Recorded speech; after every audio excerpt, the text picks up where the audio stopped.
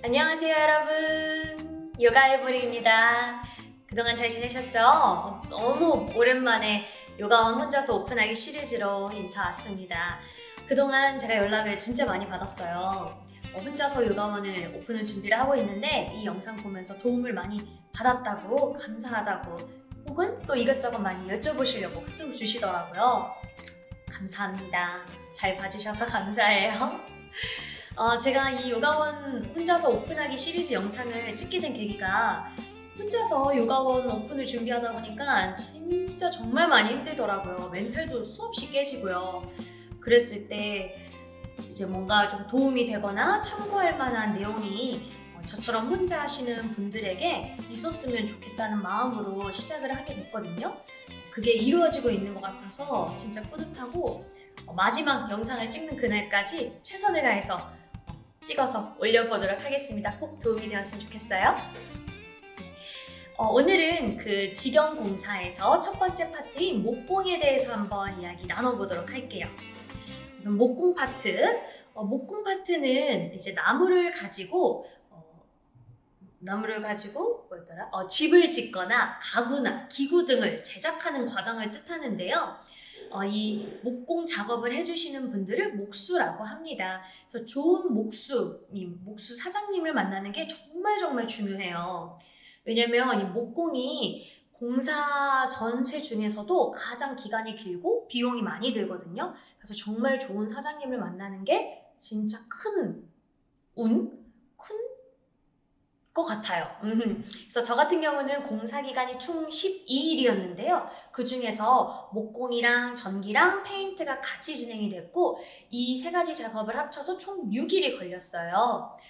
저 같은 경우는 요가원이 굉장히 오픈형이거든요. 그래서 목공이 사실 많이 안 들어간 편이에요. 근데 목공이 이제 좀 많이 들어가는 편에는 보통 일주일에서 길게는 2주까지도 걸린다고 합니다. 대형 센터들 같은 경우에는요. 그래서 그 점을 감안을 하셔서 저는 목공 사장님께서 페인트까지 같이 하실 수 있으시다 하셔가지고 페인트도 같이 진행이 됐고 목공 작업을 하면서 전기 사장님도 오셔서 같이 전선 부분들을 작업을 진행을 했습니다. 그렇게 해서 이제 목공에 대해서 한번 이야기를 나눠보려고 하고요.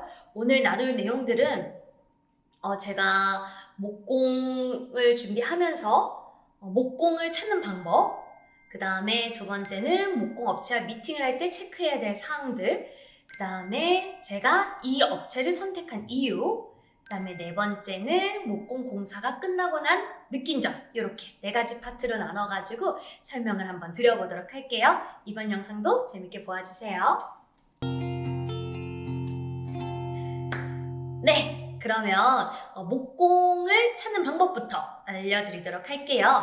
목공을 찾는 방법은 첫 번째는 수소문에서 주변에 공사했던 선생님들이 있거나 주변에 요가원을 오픈했던 분들이 계시다면 어디 업체에서 했는지 여쭤보고 수소문에서 하는 방법이 있고요.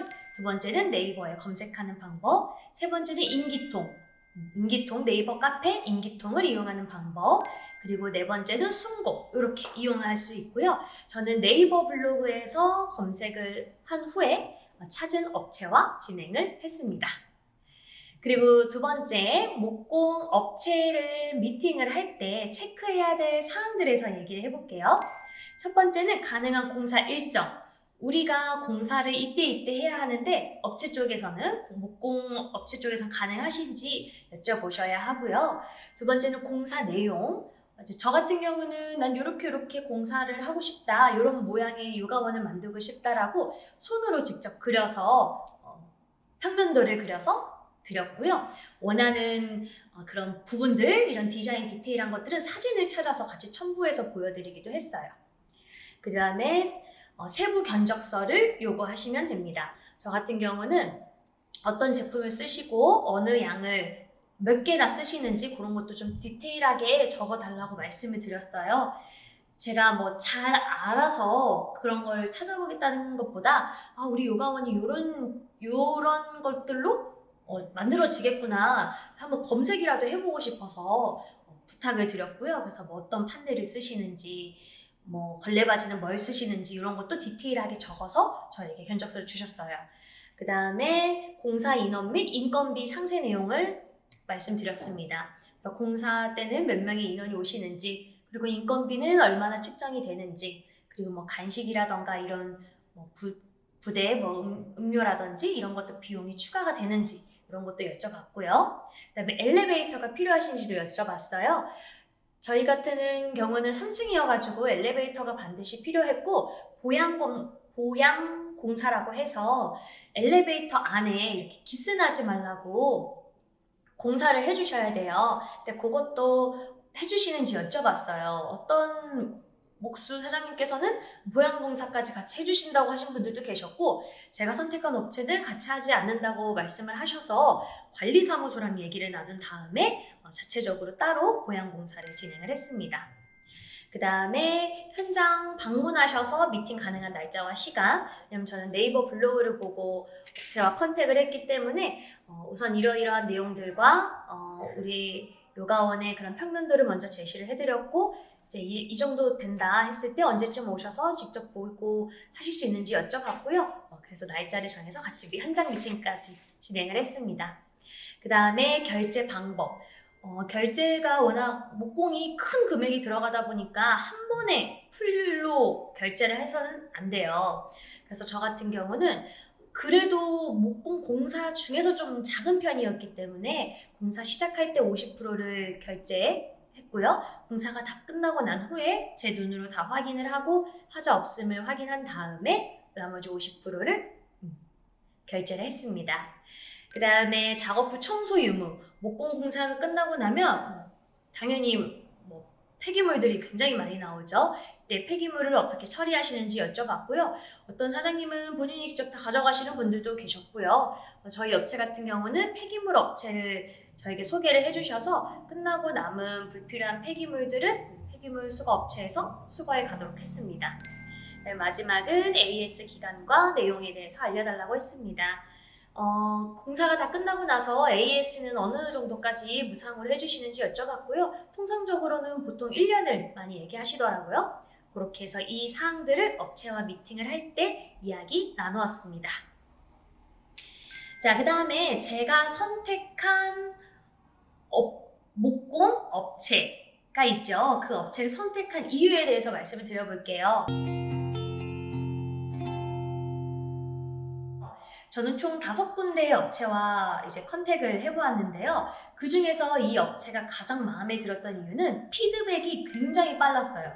제가 연락을 드리거나 카톡을 드리거나 했을 때 바로바로 연락이 되었고, 그리고 사장님께서 저는 이런 식으로 뭐 딱 뾰족한 게 아니라 라운드식으로 하고 싶어요 라고 이렇게 말씀을 드리고 사진을 보내면 그거를 바로 확인을 하셔서 평면도랑 이렇게 뭐라고 할까요? 3D까지는 아니고 평면도가 맞는 것 같아요. 평면도를 바로 제작해서 요 모양이 맞나요? 하고 바로 이렇게 또 보내주시더라고요. 그래서 진짜 작업이 착착착착 빠르게 진행이 될 수가 있었어요. 그리고 블로그를 운영하고 계시다 보니까 그동안 제가 원하던 그 작업 스타일을 다른 업체에서도 해보셨을 거 아니에요. 그 업체랑 공사를 했을 때 어떤 식으로 진행이 됐는지 그거를 볼 수가 있어서 굉장히 참고가 많이 됐고 신뢰도가 많이 높아지더라고요. 그래서 그 작업물을 보고 제가 연락을 드린 케이스입니다. 그리고 페인트까지 같이 해주실 수 있어서 그것도 장점이 됐어요. 페인트를 같이 해주시면 뭐 인원도 당연히 줄고 공사 기간이 좀 단축이 될 수 있으니까 이 업체 선정하는데 더 큰 영향을 끼쳤고요. 그 다음에 견적서에 제가 AS 비용 및 업체 수익 15% 비용 이렇게 적혀 있더라고요. 그래서 이 내용이 뭘까? 저는 좀 잘 이해가 안 돼서 여쭤봤더니 바로 설명을 해주시더라고요. 근데 그 설명이 타당성이 있고 충분히 납득할 만한 것들이라서 바로 이러한 내용 때문에 이 금액을 넣으셨구나 이해를 할 수가 있었어요. 그리고 비용 같은 경우도 이제 어떤 사장님 같은 경우는 뭐 한 80%를 빨리 넣어줬으면 좋겠다라던가 아니면은 뭐 좀 확실하지 않게 그냥 흐지부지 이렇게 말씀하시는 분들도 계시기는 했어요. 근데 이 사장님은 견적서에 아예 그 내용까지도 첨부를 해주셔서 공사하기 전에는 몇 프로, 공사 중에는 몇 프로, 공사 끝에는 몇 프로 이런 식으로 딱 명시를 해주다 보니까 서로가 그냥 견적서만 보고 깔끔하게 일을 할 수 있어서 아주 만족스러웠습니다. 그리고 공사가 다 끝나고 났을 때 이 목공 사장님이 진짜 일을 잘하시는구나 라고 느꼈던 점이 탈의실 같은 경우에 이제 벽만 세우고 위에 테두리 같은 걸 깔끔하게 해주시진 않아요. 그런데 위에 이렇게 테두리를 깔끔하게 딱 튀어나오게 포장해 놓은 것처럼 해주셔가지고 훨씬 더 깔끔한 느낌이 많이 들었어요. 그리고 공사가 다 끝나고 났을 때 천장에 이제 전기 작업을 하다 보니까 전선을 넣을 수 있는 구멍을 뚫잖아요. 그 구멍이 뚫려 있는데 이거를 막아야 되는데 그 막는 것을 제가 생각을 못 하고 있었어요. 아무래도 혼자서 요가원 오픈을 준비를 하고 잘 모르다 보니까 이런 디테일한 부분들을 좀 까먹기 쉬운데 사장님께서 말씀을 드렸더니 바로 여기 부분도 막을 수 있게끔 잘 준비를 해주셔가지고 AS 부분도 아주 만족스러웠습니다.